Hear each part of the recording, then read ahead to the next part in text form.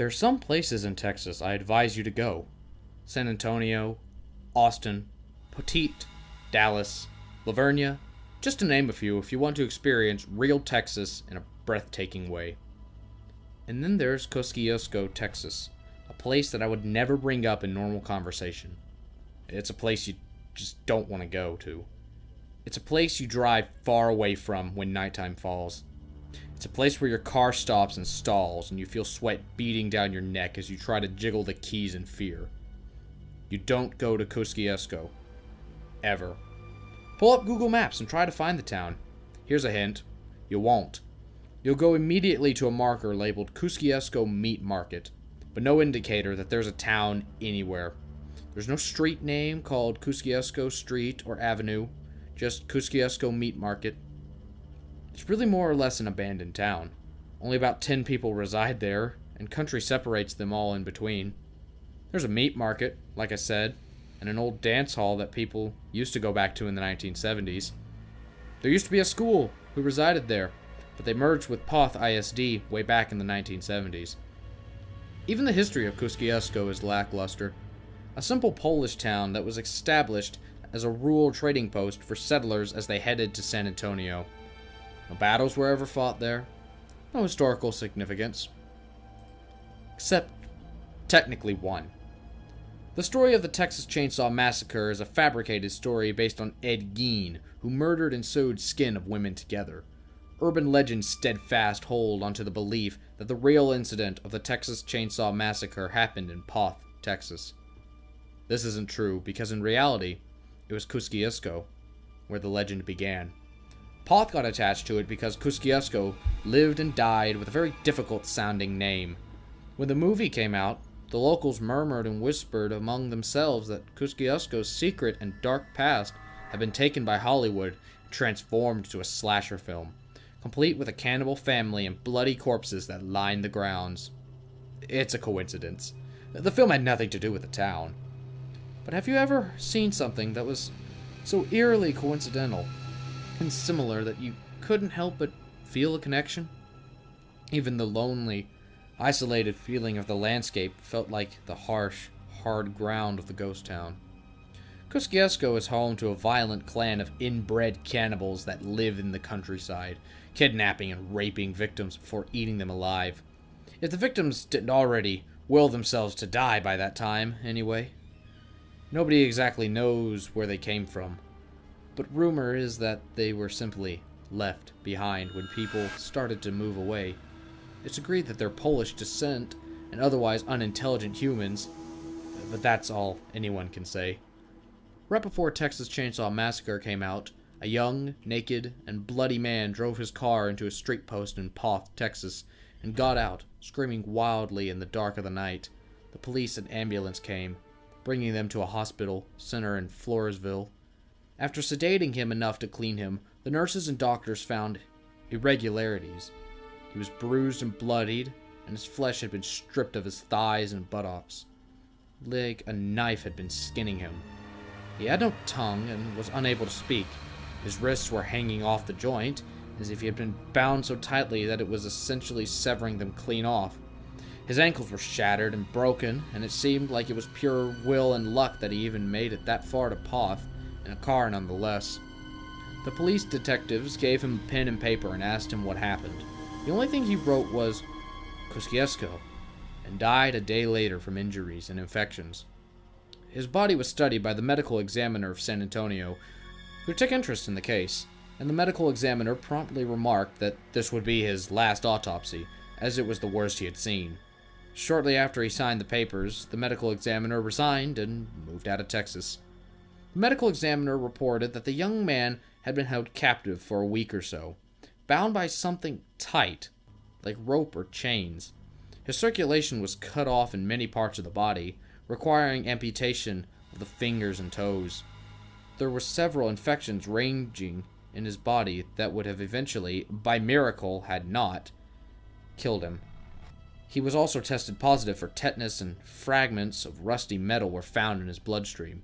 He was dehydrated, starved, and raped repeatedly in the rectum, mouth, and a hole in the base of his spine was found to be filled with semen. Shockingly, this did not result in paralysis, and the doctor still can't explain it. His tongue was missing, and the doctor presumed that it was cut using the same rusty blade as the fragments found in the bloodstream, as well as the skinning of his thighs and buttocks. He was also tested positive for HIV, which wound up quarantining the hospital. Blood, traces of seminal fluid, and rotted meat were found in his stomach, as well as a wristwatch. The guess is as good as anyone else's on how this poor man escaped his captors. The doctor theorized that maybe he freed himself by dislocating his wrists and slipping out of his bonds. How he was able to run was pure will to escape and survive, and the car he might have stolen on a highway or from his captors. An informal police report differs, suggesting the man was meant to be tossed in the river nearby and overpowered his captors while in the car and operated it into a frenzy. The weirder mystery was the word Kosciusko. It wasn't any difficulty to see that he meant Kosciusko, Texas, so the people began to search out there, starting with the Kosciusko meat market. There, all they found was an elderly couple running the store as usual and selling pork rinds in plastic bags. A detective bought one to eat on the search, and eventually, that was all the search actually accomplished. Nothing was found, and nothing was gained. Nobody in the small town had seen or heard of the man, and nobody reported a car missing or stolen. The detectives returned several times back over a couple months, attempting to secure more information. However, they were largely unsuccessful and considered the case had run cold. The last time they were there, they went back to the meat market. A young girl of maybe 6 or 7 was sitting behind the counter, just eating a type of Polish candy. One of the detectives decided to go in and try to talk to her. He first bought a bag of pork rinds to try and start a conversation, which she returned with energetic favor. She seemed pleasant enough, as any 6-year-old would be. Then he offered her one of his pork rinds to curry favor. She declined. "Mama says I'll only eat those things made of piggies," she said. The detective laughed a bit and told her that they were made of pig, hence pork rinds. She shook her head. "No, they're not. I seen Grandma make 'em. He gets a shipment of skin every month, and while they're screaming and crying and hollering, he takes the skin right off and tosses it in the fryer." Immediately, the detectives became unsettled and left, opting to hand over their pork rinds to the lab. They then dispatched and attempted to find the old couple. Every time they go to the meat market, it's closed. And every time they try to find them, everyone in the town just doesn't remember. In some digging through the history books and birth certificates to locate the identity of the couple, the detectives learned a terrifying fact. Everyone in Kosciusko is related. There's no deviancy in the family trees. Any settlers who immigrated there was blemished out mysteriously. The results came back. Now, this was back in the day when forensics did not exist, so DNA testing was a science fiction fantasy. The inspectors determined the pork rinds were of untraceable origin, but were definitely not made of pork or any hog products. This resulted in a search and seizure of the town. The town of Poth dispatched and requested help of several towns to seize all of the people of Kosciusko. People were arrested and kids were transferred to Poth where they could not be in their family's possession. Violence and fights broke out. Homes were destroyed and torn apart and ravaged police sources. In one home, they found equipment with noticeable blood. In another, fragments with bone were found. In yet another, teeth were buried under the soft ground. Nobody was talking. Nobody was saying anything. This was before DNA, so the police couldn't determine what the blood was. The household claimed they butchered their own livestock. The teeth came from burying it for the tooth fairy. Bones and fragments were from slaying pigs with hammers. The rabbit hole went too deep and the police didn't know what to do. So they shut down Kosciusko and ferried the kids to the Poth ISD schools. When they could no longer hold the townspeople in custody, the townspeople moved out of their homes and went deeper into the country, so they couldn't be found. Then the movie came out, Texas Chainsaw Massacre, and everyone was utterly convinced someone in Kosciusko sold the story. Of course it was just coincidence. The two are unrelatable, and the case of Kosciusko never went solved. By that time, everyone knew to stay away from Kosciusko, and the kids who were shipped to the Poth schools were bullied so hard that eventually, they too left for the isolated countryside. The thing is, now, Kosciusko is trying to open up the doors again. The dance hall is open, and the meat market is under new management. Kosciusko is trying to sell itself as a historic town and bring business back to the ghost town. People have gone there for dances and insist that there's a homely, cowboy-like charm to the place. And the pork rinds can't be beat. And the nice old couple who runs the meat market are just the best people, I hear.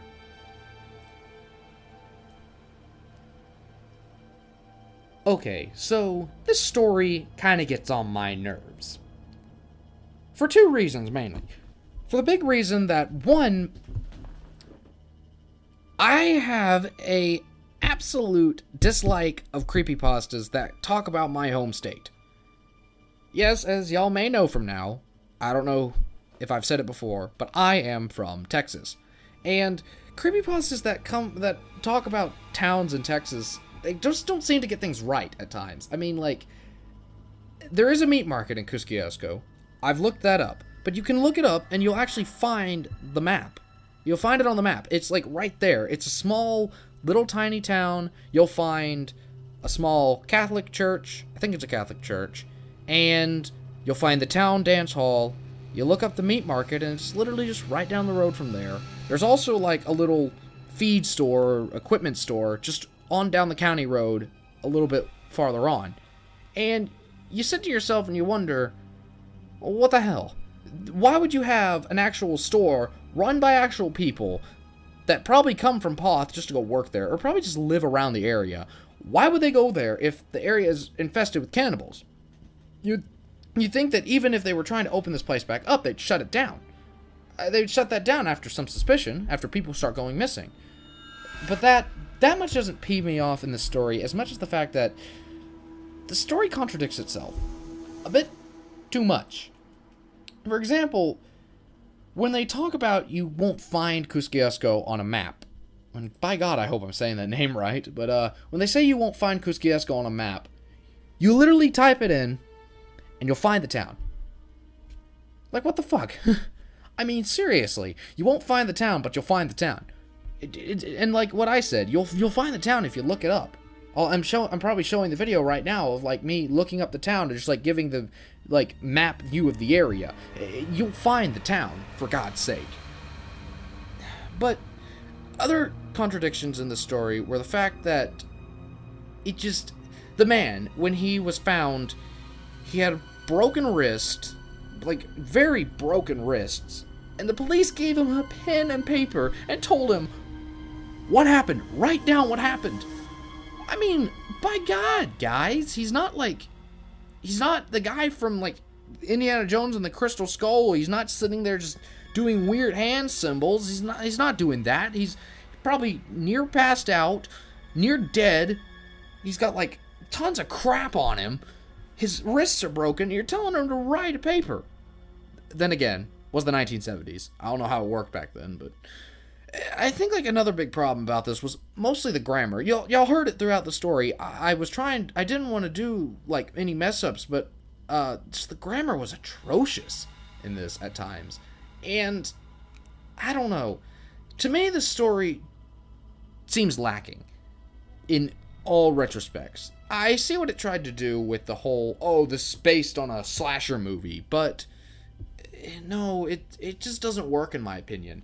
In my opinion, the story is, if you take out the Texas Chainsaw Massacre, the story literally will fall flat. It literally will have almost no background or no base. That's the sad part. If you remove Texas Chainsaw Massacre, you can literally the story will fall flat. It won't have, it can't stand on its own. It relies on the Texas Chainsaw Massacre in order to carry it.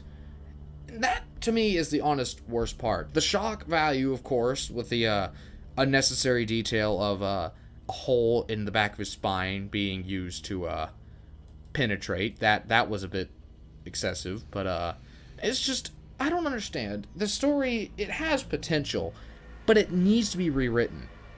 Believe me, in the area I live in, there are lots of ghost stories around this area. Lots of old stories that my granddad, my mom, my dad, they've told me about this area. And Kosciusko could be just like that. It could just be a ghost story. It could be about a town. It could be stories about a part of the town or areas of the town around it that are scary, but it had to go for the route where it relied on the slasher film. If you want my honest opinion, if you remove the slasher film and rewrite the story to kind of fit more or less the urban legends of the area, because Texas is such a vast country, countryside, it's got a lot of cool ghost stories around this area and everywhere in Texas. You could probably make this an actual decent story, but you have to remove the Texas Chainsaw Massacre. You cannot let it stand on that, because without that, it literally is no story. So you have to get rid of it and actually build something up from there. That's my honest opinion on this.